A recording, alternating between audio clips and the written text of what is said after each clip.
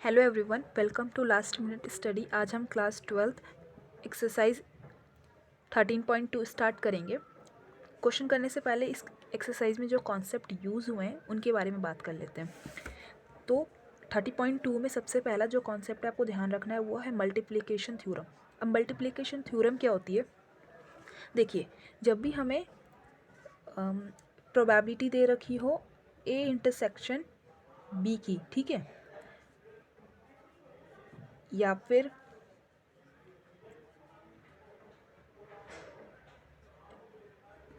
यहाँ B intersection C की, और यहाँ पे ए बी सी क्या है, कोई इवेंट है, मतलब लेट कर लीजिए, let A B C are events, ठीक है, ये कोई भी इवेंट्स हैं। अगर हम इन तीनों की इंटरसेक्शन की प्रोबेबिलिटी निकालेंगे तो उसका फॉर्मूला क्या होता है? वो होता है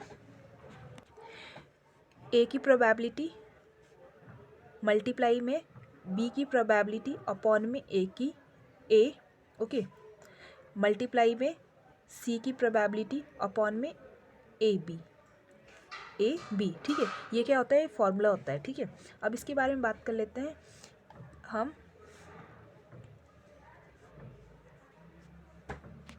अब बात करेंगे हम इंडिपेंडेंट इवेंट की। अब इंडिपेंडेंट इवेंट जो है वो नेम से क्लियर है कि ये क्या है, किस पे डिपेंड नहीं रहते हैं। इंडिपेंडेंट मतलब ये एक दूसरे पे डिपेंडेंट नहीं रहता है, ठीक है। तो हम इसे कैसे लिखते हैं, इनका फॉर्मूला क्या होता है वो देखते हैं। देखिए, जब भी आपको कोई इवेंट दो इवेंट्स दे रखे हों, ठीक है, let A and B are events, ठीक है।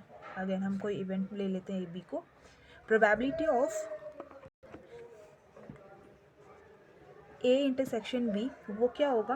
वो इक्वल टू होगा प्रोबेबिलिटी ऑफ ए मल्टीप्लाई में प्रोबेबिलिटी ऑफ बी, ठीक है। ये हो गया। अब इसके बाद बात कर लेते हैं independent.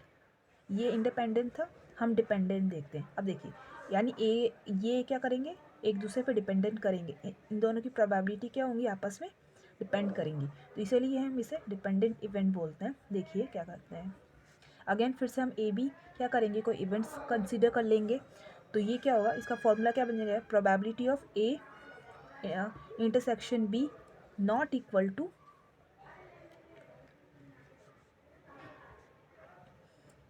Probability of A into probability of B, ठीक है। इसके बाद एक और चीज़ है, फोर्थ हमारी, वो क्या है? देखिए, म्यूचुअली एक्सक्लूसिव। अब म्यूचुअली एक्सक्लूसिव का क्या मतलब होता है वो देखिए।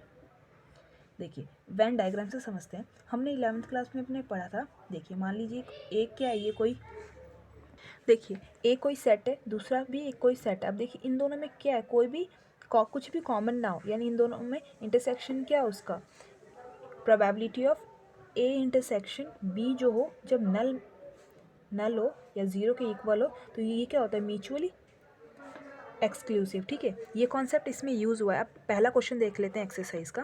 पहला जो क्वेश्चन गिवन है, हमें प्रोबेबिलिटी दे रखी है किसकी, ए की 3/5, और प्रोबेबिलिटी ऑफ बी क्या दे रखी है 1/5। हमें फाइंड करनी है probability of A intersection B, तो वेरी इजी है। और ये क्या है, आपस में क्या है, सॉरी फॉर दिस डिस्टर्बेंस, आगे बात करते हैं। ए बी क्या है, आपस में इंडिपेंडेंट इवेंट है, ठीक है। देखिए मैंने क्वेश्चन को यहाँ रीराइट कर लिया है। अभी हमने पढ़ा, जब ए एंड बी क्या हो, इंडिपेंडेंट इवेंट हो,